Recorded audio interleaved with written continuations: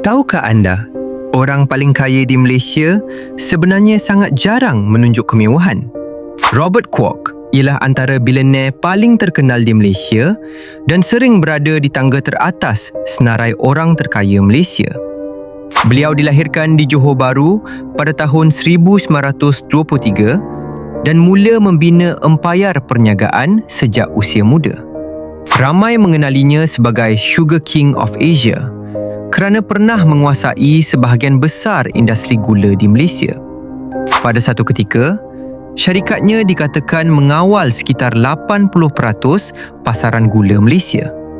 Bukan itu sahaja, beliau juga mengasaskan Shangri-La Hotels and Resorts yang terkenal di seluruh dunia.